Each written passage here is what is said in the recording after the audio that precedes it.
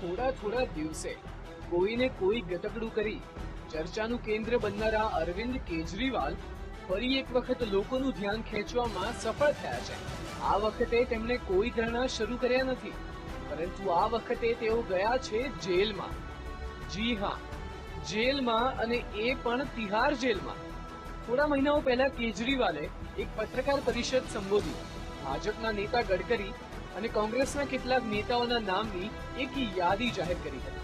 કેજરીવાલે આ તમામ નેતાઓને ભ્રષ્ટાચારી ગણાવ્યા હતા, પરંતુ તેમને ત્યારે ખબર નહોતી કે આ દાવ ઉલટો પડશે।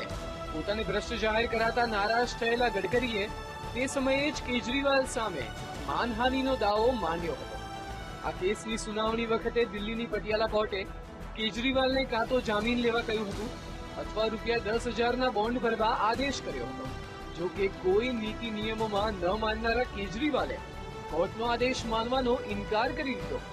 પરિણામે ન છૂટકે કોર્ટે અંતિમ નિર્ણય લેતા કેજરીવાલને શુક્રવાર સુધી એટલે કે 23 મે સુધી જેલમાં મોકલી દીધા। કોર્ટે આદેશ કર્યો કે આગામી સુનાવણી 23 તારીખે થશે અને ત્યાં સુધી કેજરીવાલ તિહાર જેલમાં જ રહેશે। પોતાના નેતાને જેલમાં મોકલવાના આદેશથી આમ આદમી પાર્ટીના કાર્યકરો રસ્તા પર ઉતરી આવ્યા। તો વરિષ્ઠ નેતાઓએ દલીલ કરી કે આવા કેસમાં કેજરીવાલને જેલમાં મોકલવાની જરૂર નહોતી।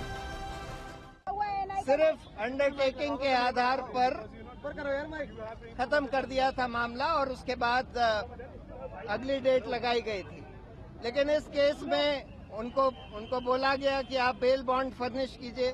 तो अरविंद केजरीवाल ने अपने उसूलों और सिद्धांतों के आधार पर बोला कि हम ऐसे केस में कोई बेल नहीं लेंगे। कहीं कहते हैं कि डेडली वेपन लेके चल रहे हो, कहीं कह रहे हैं मानहानि कर दी, कहीं कुछ कह रहे हैं कहीं दंगा फैलाने के मुकदमे लगा रखे हैं। सारे मुकदमों में हमने हमेशा जितनी भी हियरिंग हो रही है, कम से कम पिछले 2.5 साल में 100 से ज्यादा हियरिंग्स में जा चुके हैं अलग अलग मुकदमों में। हमेशा हमने ये स्टैंड कायम रखा है कि हमने अगर कुछ गलत नहीं किया तो बेल बॉन्ड भरने की जरूरत क्या है, ये स्वीकार करने की जरूरत क्या है कि हमने गलत किया था, हमें माफ कर। लेकिन आप प्रूफ भी तो नहीं कर पाए कि आपने गलत नहीं किया था। नहीं, गलत नहीं किया, अब ये तो प्रूव होगा। अभी तो उस पर डिस्कशन ही शुरू नहीं हुआ। जो आरोप हमारे ऊपर लगा हुआ है उस पर तो डिस्कशन ही शुरू नहीं हुआ। हमारे गया वो नहीं हुए, इसका भी नहीं, बहुत बार का नहीं है, ये तो सिर्फ दूसरी सुनवाई थी इसमें, इस वाले मुस्लिम पे हमेशा ये हुआ है। कम से कम मैं इसीलिए बोल रहा हूँ 100 बार हियरिंग में हमेशा अंडरटेकिंग में लिया। आज पहली बार ऐसा हुआ है कि अच्छे दिन आ गए हैं।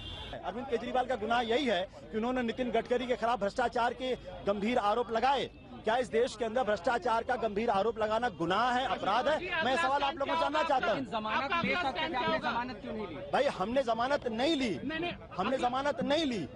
इसका क्या क्या ये जमानत न लेना क्या गुनाह है, अपराध है? भाई कानून साफ कहता है कि आप बेल बॉन्ड फर्निश करिए। अगर नहीं बेल बॉन्ड फर्निश करना चाहते तो आप जेल जाने के लिए तैयार रहिए। हम जेल जाना चाहते हैं। आगे क्या? आगे हमारी लीगल टीम देखेगी पूरे मामले को। કેજરીવાલે કોર્ટનો આદેશ ન માન્યો, તેના કારણે તેમને જેલમાં મોકલવામાં આવ્યા।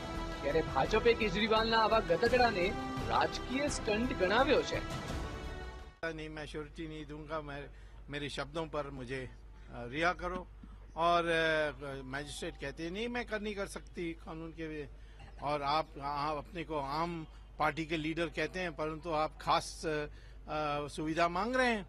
और जब इन्होंने झगड़ा की और गाली गलौज हुई तो उन्होंने 4 बजे को जजमेंट देने के लिए कर दिया और आज उनको भेज दिया। सही किया है मैजिस्ट्रेट ने। पॉलिटिकल ड्रामा है जो नहीं, ये पॉलिटिकल ड्रामा नहीं है, ये सूझबूझ की अभाव है उनमें। अरविंद केजरीवाल की राजनीति के हथकंडे वो पर्याप्त मात्रा में सारे देश के सामने इस्तेमाल कर चुके हैं।